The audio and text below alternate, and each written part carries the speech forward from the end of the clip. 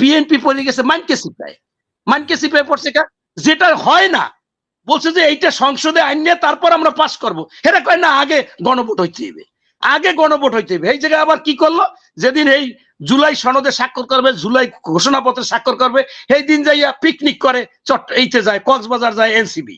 আর জামাত বলছে আমরা সই করবো না। আগের দিন বললেই দিয়েছে যে আমরা সই করবো না। আবার জামাত সই করে, ওরা আবার করে না। মানে এটা হাসি তামসা। এরপর জামাত আর এনসিবি 11 দল চায় বিয়া না করিয়ে বাসর ঘর করতে। বিয়ে করবে না বাসর ঘর, আগে তো ভাই বিয়ে করতে হবে। এনসিবি 5ই আগস্টের পরে হাড়ি পাতিল খেলা খেলছে, বলছে যে আওয়ামী লীগের বিচার ছাড়া নির্বাচন হবে না। আমি তো সেক্রেটারি জেনারেলের মাথা লড়ানি প্রত্যেকবার দেখা, পৃথিবীতে কেউ এত মাথা লড়াই আমি দেখিনি এই জামাতের। হবে না। এরপরই আবার গেল সংস্কার। সরকার বলে সংস্কার 1.5 মাস 2 মাস হয়ে যাবে, এটা একটা আজীবন চলন্ত। হে গো, সংস্কার লাগবে 5 বছর বসিয়া। এরপর আবার বলল যে স্থানীয় সরকার নির্বাচন আগে। এরপর আবার বলল পিআর। এরপর আবার বলল গণভোট ছাড়া নির্বাচন হবে না, বাংলার মাটিতে কোরআনের সাথে বেইমানি করা হবে। বড় বক্তব্য। এইগুলো সব এনসিবি দিয়ে করছে, বদলি করছে, চাঁদাবাজি করছে, চাকরি দিছে, ইচ্ছা মতো সব জায়গায় প্রশাসন সাজাই মাঝে এগুলো করছে, পুরা খেলা খেলি। এই এনসিবি গেছে মহড়া দিতে নির্বাচনী মানে আগে, যাই এই জায়গায় পানিতে লাভ দিয়ে পড়ে। মনে করে বাচ্চাদের মধ্যে ব্যাং নতুন পানি দেখলে লাভ হয়, এই খেলাধুলা করে, মোবাইল টোবাইল লইয়া, পোশাক লইয়া, একাধিক পোশাকও নাই, সব নামে গেছে, একজনও বাদ নাই। ঠিক। আবার মনে করেন একেবারে এই যে বিষয়, এই বিএনপি পড়ে গেছে মানকে সিপাই পড়ছে যেটা হয় না, বলছে যে এইটা সংসদে আইন নিয়ে তারপর আমরা পাস করবো। এরা কয় না, আগে গণভোট হইতে হবে। এই জায়গায় আবার কি করলো, যেদিন এই জুলাই সনদে স্বাক্ষর করবে, জুলাই ঘোষণাপত্রে স্বাক্ষর করবে, সেই দিন যাইয়া পিকনিক করে এইতে যায়, কক্সবাজার যায় এনসিবি। আর জামাত বলছে আমরা সই করবো না। আগের দিন বললেই দিয়েছে যে আমরা সই করবো না। আবার জামাত সই করে, ওরা আবার করে না। মানে এটা হাসি তামসা। এরপর আবার এই যেদিন শপথ করছে, সেই দিন যাইয়া ওরা আবার সই করছে এনসিবি। আপনি কিছু বোঝেন? আবার জামাতের আমির, জামাতের সেক্রেটারি আব্দুল্লাহ তাহের এনসিবি বলছে যে যদি বিএনপি ওই আপনার সংস্কার পরিষদে শপথ না করে, আমরা কোনো শপথ করব না। এমপি হিসেবে শপথ করছে কেন? একেবারে বাচ্চা। তখন বিএনপি বুঝতে পারছে এই বাচ্চাদের সাথে পারা যাবে না, আইনের কথাও মানবে না, কোন লিগ্যাল কথাও মানবে না। বিএনপি নোট অফ ডিসেন্ট দিছে, এবং আমাদের স্পষ্টভাবে আমরা নির্বাচনী যে দিছি, ইস্তেহার দিছি, সেখানে বলা আছে যে এইটা হইলে এইটা হবে, এইটা হইলে এইটা হবে। আমরা যে ডিসেন্ট দিছিলাম সেইগুলো নোট অফ ডিসেন্ট সব ওখানে আছে ইস্তেহারে। আমরা সেই ইস্তেহার অনুযায়ী জনগণ আমাকে ভোট দিছে। আমরা বলেছি যে এইটা সংসদে পাস করতে হবে, ওখানে স্পষ্টভাবে আছে। এই যে ভাই বলল যে ওয়াদুদ ভাই, যে আগে স্পষ্টভাবে আমাদের ইস্তেহারে আছে, আমরা বক্তব্যে বলেছি যে এইটা সংসদে যাইয়া আলাদা করে এই করতে হবে। গণভোট হয়েছে। সেটা যদি আজকে দেখেন, ব্যারিস্টার আমিরুল সাহেবের মেয়ে, সে বলছে যে একমাত্র এমপি ছাড়া যদি শপথ করে অন্য, তাহলে তাদের এমপি শপথ হয় নাই, এখন ওই জায়গায় নির্বাচন লাগবে। আর আরেক পাগলা ব্যারিস্টার শাহরিয়ার বলছে যে ওনরা যে 75 জনের শপথ করছে, ওনরাই এখন সব পাস করে ফেলাই দেবে। তারপরে এটা পাস কর। আর বাকি যারা আছে, স্বাধীন মালিক যত লোক আছে, মঞ্জুর সাহেব যে আইন বিশেষজ্ঞ, বিভিন্ন সময় সবসময় ন্যায়ের পক্ষে নিজে রিট করে, সবাই বলছে যে এইখানে কোনোভাবে এই সংস্কার পরিষদ সৃষ্টি হয়নি, নির্বাচিত হয়নি।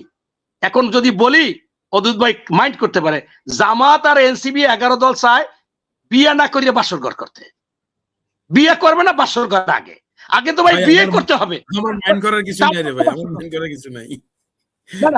তারপর তো করবেন ভাই।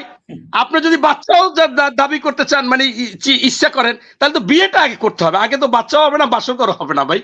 তাহলে এখন বাংলাদেশের সকল বড় বড় আইনজীবীরা স্পষ্টভাবে জানাই দিয়েছে যে ওইটা শপথ করার কোনো স্কোপ নাই সংসদে। তবে আমি আশাবাদী, তারেক রহমান যেহেতু যতটুকু বলেছে জুলাইকে মূল্যায়ন করবে, কিন্তু আমার লজ্জা লাগে যে এই নির্লজ্জ মনির ভাই, যদি সংসদে আগে শপথ গ্রহণ করার কোনো স্কোপ না থাকে, তাহলে সেটা নিয়ে গ্যাজেট কেন প্রকাশ করা হয়েছিল? যে গ্যাজেট প্রকাশ করা হয়েছে 13ই নভেম্বর 2025, যে যেখানে বলা হয়েছে এই আদেশ জারির অব্যাহতির পর অনুষ্ঠিতব্য জাতীয় সংসদ সাধারণ নির্বাচনের নির্বাচিত প্রতিনিধিগণের সমন্বয়ে একটি সংবিধান সংস্কার পরিষদ গঠিত হবে, যা সংবিধান সংস্কার বিষয়ে সকল ক্ষমতার প্রয়োগ করিতে পারিবে এবং নির্বাচিত প্রতিনিধিগণ সংসদ সদস্য হিসাবে শপথ গ্রহণের পর একই শপথ অনুষ্ঠানে এই আদেশের তফসিল ১ অনুযায়ী পরিষদ সদস্য হিসেবে শপথ গ্রহণ করিবেন এবং অনুরূপ শপথপত্রে স্বাক্ষর দান করিবেন। এটার গেজেটটা আসলে কেন, কিভাবে, কারা এবং অন্তর্বর্তী সরকার কেন প্রকাশ করেছে? ব্যারিস্টার যত আইন বিশেষজ্ঞ তারা বলছে কি যে গেজেট আমি পাস। আরেকটু আপনাকে বলি যে জনাব সালাউদ্দিন আহমেদ বর্তমান স্বরাষ্ট্রমন্ত্রী, আমি আরেকটু বলি, জনাব সালাউদ্দিন আহমেদ বর্তমান স্বরাষ্ট্রমন্ত্রী, তিনি নির্বাচনের আগে তিনি নিজেই বলেছেন যে সংসদ সদস্যরা শপথ গ্রহণ করতে হবে, এই সংসদ সদস্যের শপথের সাথে সংস্কার কমিশনের শপথ গ্রহণ করতে হবে, জনাব সালাউদ্দিন আহমেদের বক্তব্য। তাহলে ওই বক্তব্যগুলো নির্বাচনের আগে জায়েজ ছিল, নির্বাচনের পর ওইটা উল্টো হয়ে গেল। এখন আপনি স্বাধীন মালিকের উদাহরণ দিচ্ছেন, তানিয়া আমিরের উদাহরণ দিচ্ছেন, এখন এতগুলো উদাহরণ টানার কারণ কি? আচ্ছা, আমি আপনাকে একটা কথা বলি। আমি আগে প্রথম বলি এইটা যে সংবিধান এক জিনিস আর প্রজ্ঞাপন নির্বাচন কমিশন আর এক জিনিস। ওনারাও কিন্তু অনেক প্রার্থীকে রাখছিল, অনেক প্রার্থীকে রাখে নাই, তখন কিন্তু সেটা আদালত থেকে মীমাংসা হয়েছে। এরকম যদি আপনি মনে করেন তাহলে আপনারা আদালতে শরণাপন্ন কোনো অসুবিধা নাই, নাম্বার ১। নাম্বার ২ হচ্ছে যে যদি কেউ বলে থাকে, আমি ওটা শুনি নাই, আপনি এটা বলছেন, সালাউদ্দিন সাহেব বলছেন, যদি এরকম আগে বলে থাকে, আমি একটু যদি সেটা ওনার এখানে আছে, আপনি চাইলে আমি আপনাকে ভিডিওটা শোনাতে পারি। আমি স্বীকার করতেছি, আপনার স্বীকার করেই আমি কথা বলতেছি। আমির খসরু যদি সেটা বলে দেন না, আমির খসরু কি বলছে ওটা বলে দেন।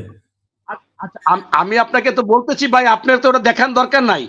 আমি বললাম যে মনে করেন আমি বলেছি, এখন আমি দেখলাম যে এটা সংবিধানে কভার করে না, তাহলে আমার সেটাকে আমি ফেরত নিতে তো অসুবিধা নেই, এটা তো পাপ হবে না।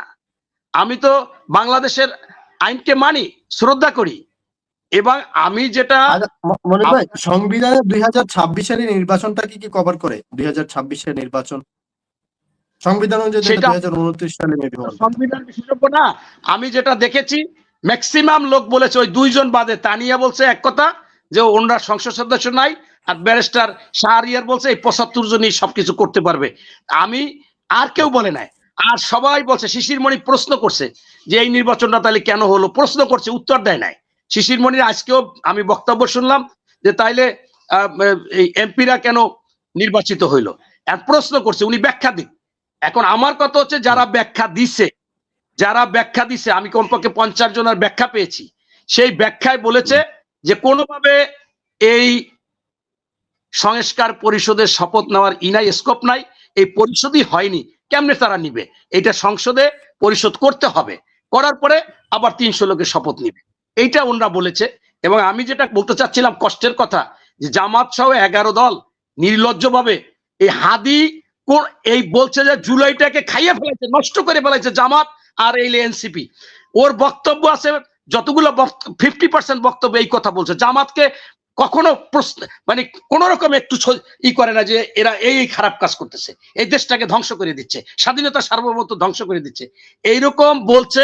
এবং এনসিপি কেও বলছে, হেরা আবার এখন ওর ওইটাকে যে টাইনে নেয়। আমার লজ্জা লাগে, একটা লোক যাকে পছন্দ করে না, সে লোকটা পছন্দ করছে খালেদা জিয়াকে, জিয়াউর রহমানকে, তারেক রহমানকে, সেই কথা বলতো, আর এদের বলতো যে এরা দেশের ক্ষতি চায়, এই জুলাইকে আমাদের শেষ করে দিয়েছে, এরা এই বদলি কইরা, এই বাণিজ্য কইরা, এই তার পিএস উপদেষ্টা হইয়া ৩৪৪।